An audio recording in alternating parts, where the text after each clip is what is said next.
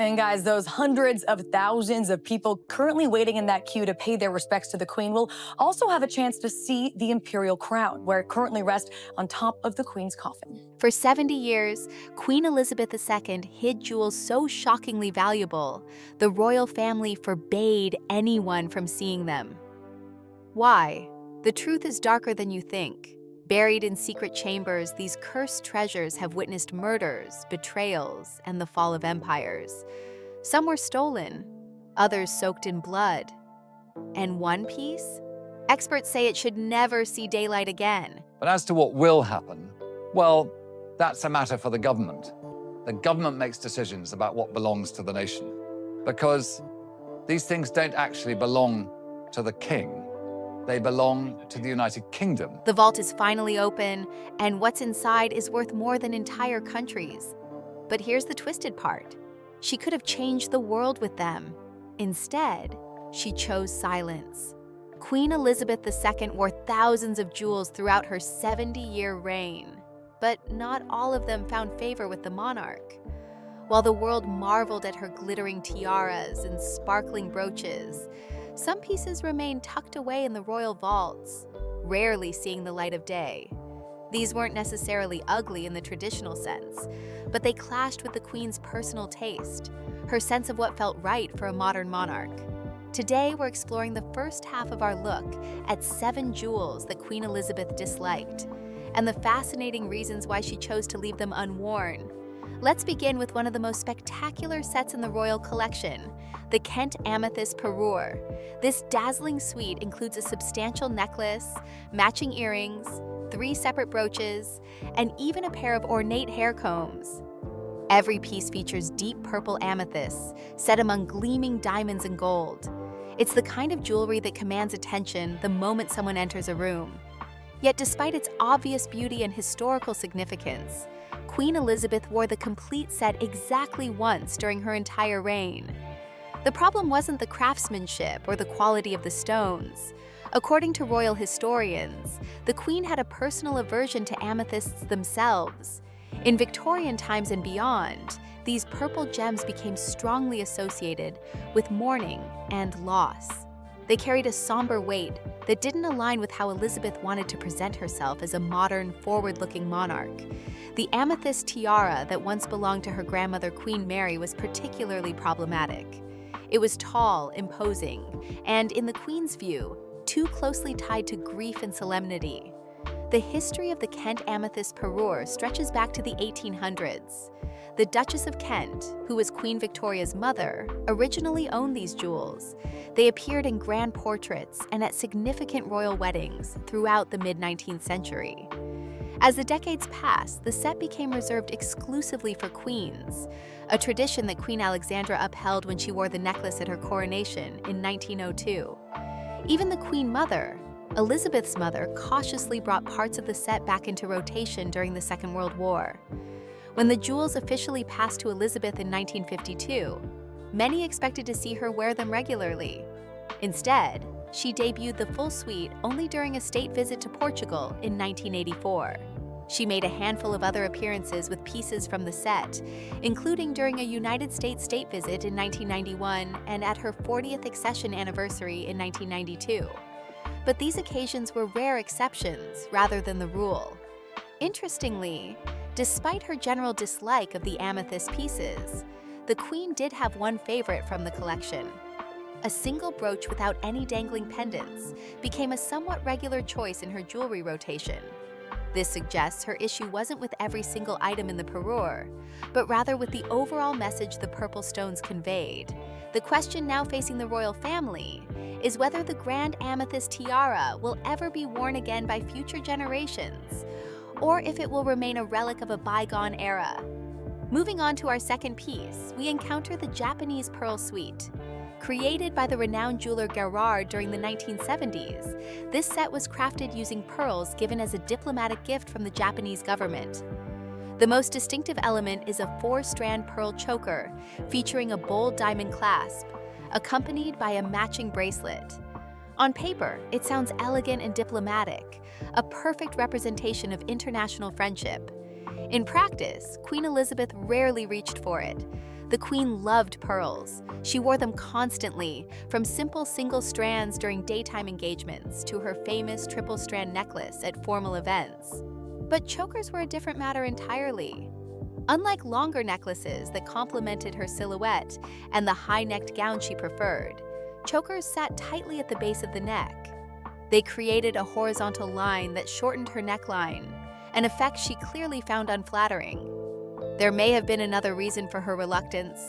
Princess Diana famously took a royal emerald choker and wore it as a headband to a gala, creating headlines and reportedly irritating the queen. Some royal watchers believe this incident reinforced Elizabeth's existing distaste for choker-style jewelry, associating them with a more theatrical approach to royal dressing that didn't align with her conservative style. The Japanese pearl suite made its first major appearance during a state visit to Bangladesh in 1983, where the Queen paired it with the Girls of Great Britain and Ireland tiara. She wore it again in Canada the following year, and occasionally throughout the 1990s at formal dinners, including events at Claridge's Hotel and the Chinese Embassy in London. But compared to her daily pearl necklaces, which appeared in thousands of photographs, the Japanese suite remained largely absent from her jewelry choices. Today, this once-neglected set has found new life. Catherine, Princess of Wales, has worn the Japanese pearl suite on several meaningful occasions. She chose it for an anniversary dinner at Windsor Castle, wore it to Queen Elizabeth's state funeral, and most recently appeared in it at the funeral of the Duchess of Kent. In Catherine's hands, the jewelry that Elizabeth disliked has been given a fresh interpretation, proving that sometimes a piece simply needs the right wearer to truly shine. Our third piece takes us to the 5 aquamarine tiara, a jewel that dazzles with its design, but never captures the Queen's affection. Featuring 5 large oval aquamarines set within diamond ribbons and bows, this tiara has an undeniably striking appearance. Yet it felt wrong to Elizabeth, perhaps too modern or too theatrical for her taste. She already owned the magnificent Brazilian aquamarine tiara, which had the grandeur and classical proportions she preferred. This second aquamarine piece, with its unconventional ribbon design, simply couldn't compete. Adding to its problems was a complete lack of clear provenance. Royal jewelry typically comes with detailed records explaining who commissioned it, when it entered the collection, and the origin of its stones. The 5 aquamarine tiara had none of this documentation. Nobody seems certain whether its aquamarines came from Brazil like the Queen's other set, or from another source entirely.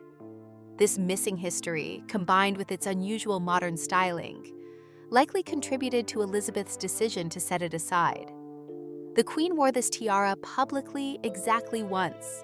During a royal tour of Canada in 1970, she attended a banquet in Yellowknife and chose the aquamarine ribbon tiara for the evening.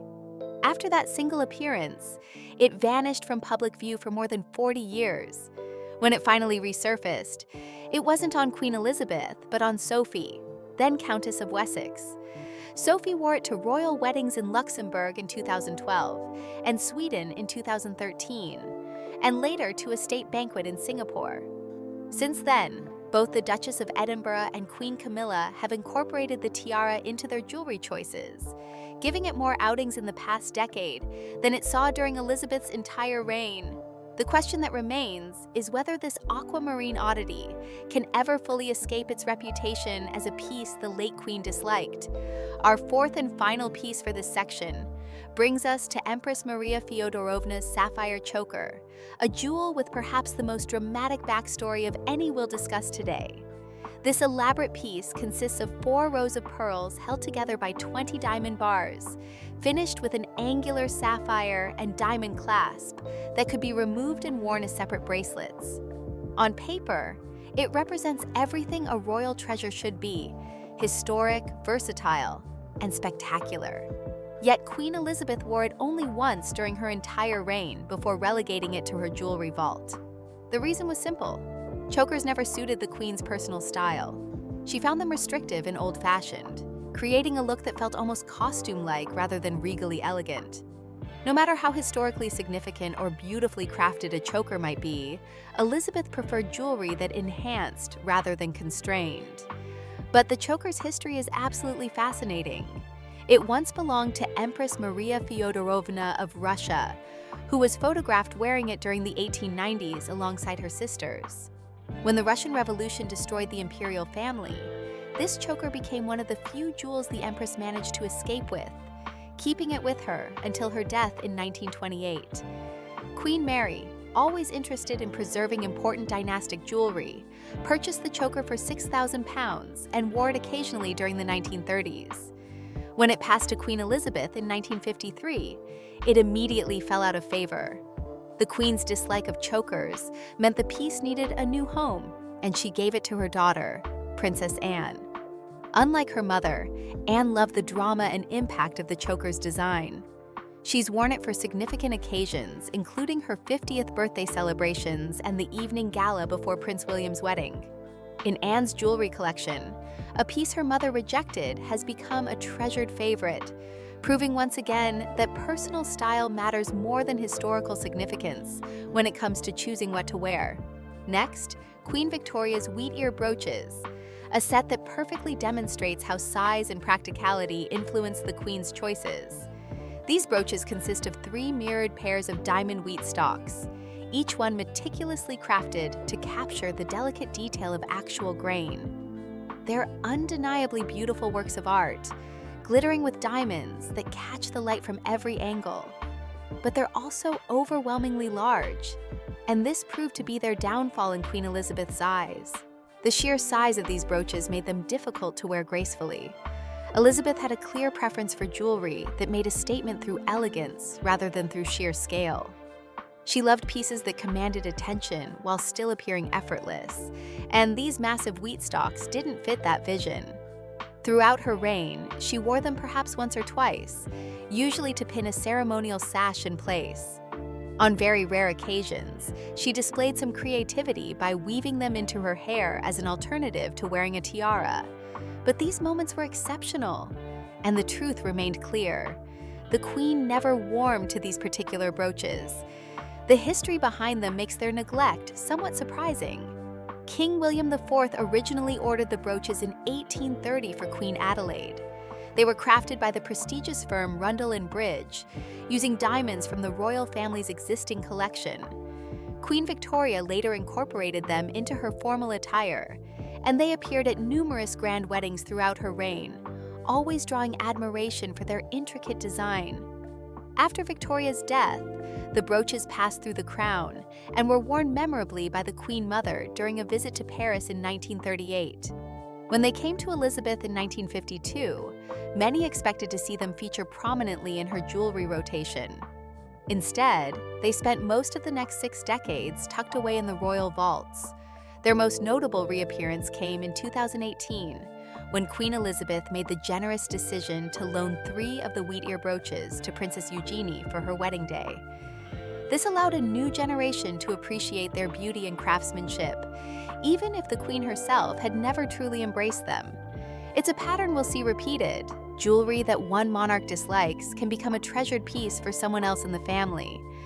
Next, we come to the Queen's teardrop diamond earrings, a pair that should have been an obvious success. Composed of 2 luminous pear-shaped diamond drops suspended from smaller round diamonds, they embodied classic elegance. The design was timeless, the stones were of excellent quality, and they should have become regular features in the Queen's jewelry collection. Instead, they appeared only briefly before essentially vanishing from her rotation. Several theories attempt to explain this puzzling rejection. Some royal jewelry experts suggest their modest size simply couldn't compete with the grander coronation diamond earrings that Elizabeth favored for formal occasions. Those larger earrings had the visual impact necessary for state banquets and official portraits, making the teardrop pair seem almost too delicate by comparison. But there's another, more intriguing explanation.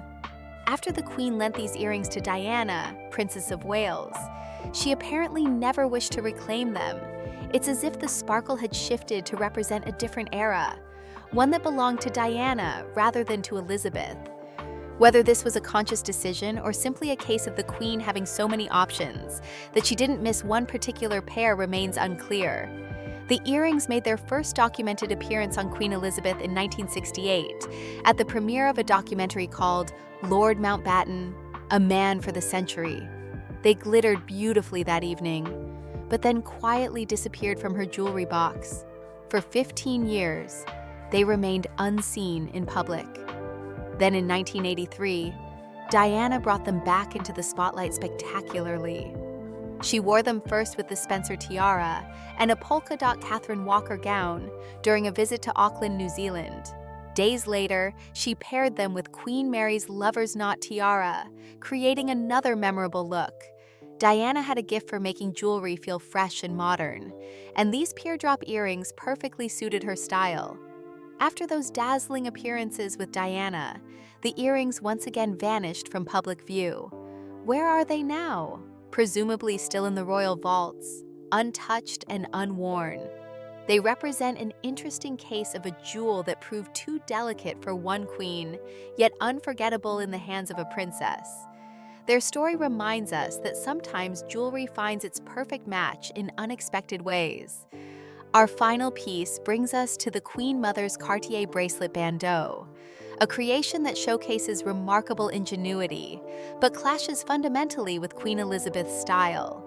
This piece consists of 5 Art Deco diamond bracelets that can be worn individually or linked together to form a choker-style tiara called a bandeau. It's a brilliant example of convertible jewelry, offering multiple wearing options from a single set. Despite its cleverness and beauty, Queen Elizabeth disliked it for a simple reason. She was never a bracelet woman. Unlike her mother, who adored stacking bracelets and bangles up her arms, Elizabeth found this style too busy and distracting.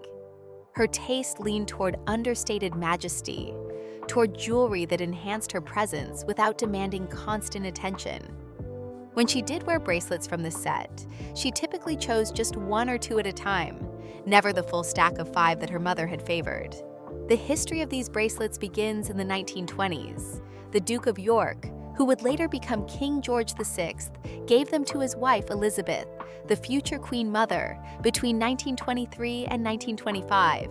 She embraced them enthusiastically, wearing all 5 stacked together in portraits and at various events, including ballet galas and state occasions. The Queen Mother loved the bold, modern aesthetic of Art Deco design, and these Cartier bracelets perfectly captured that spirit. When configured as a bandeau, the 5 bracelets created a striking tiara that sat low on the forehead in the fashion popular during the 1920s and 30s. The Queen Mother wore it this way frequently during the earlier part of her life, making it one of her signature pieces. The geometric patterns and clean lines of the Art Deco diamonds created a completely different look from the traditional tall tiaras most associated with royalty. However, when the jewels passed to Queen Elizabeth sometime in the 1970s, the bandeau form virtually disappeared. Elizabeth wore it as a tiara only a handful of times before quietly setting it aside in favor of more classical diadems, like the Girls of Great Britain and Ireland tiara, or the Vladimir tiara. The bandeau style, which had seemed so fashionable in the 20s and 30s, felt dated by the time Elizabeth inherited it. More importantly, it simply didn't suit her aesthetic preferences or the image she wanted to project. But like several other pieces we've discussed, the Cartier bracelets have found new life in recent years. Queen Camilla has brought them back into regular rotation, wearing them most recently at a celebration of Shakespeare in 2024. In Camilla's hands, these Art Deco diamonds are once again being appreciated for their beauty and versatility, proving that jewelry can skip a generation and still remain relevant. As we conclude our look at the 7 jewels Queen Elizabeth II disliked, several patterns emerge. The Queen had very specific preferences that guided her choices. She avoided jewelry associated with mourning or somber occasions. She disliked chokers that she felt were unflattering to her silhouette. She preferred classic designs over modern or theatrical ones, and she valued elegance and proportion over sheer size or spectacle. What's most fascinating is how these rejected pieces have often found champions elsewhere in the royal family. Princess Anne treasures the sapphire choker her mother disliked. Catherine, Princess of Wales, has brought new attention to the Japanese pearl suite. Queen Camilla regularly wears the Cartier bracelets. Princess Eugenie borrowed the wheat ear brooches for her wedding.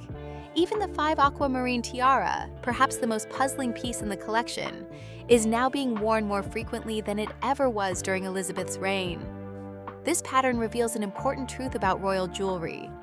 These pieces aren't just beautiful objects, they're part of an ongoing conversation between generations. What one monarch rejects, another may embrace.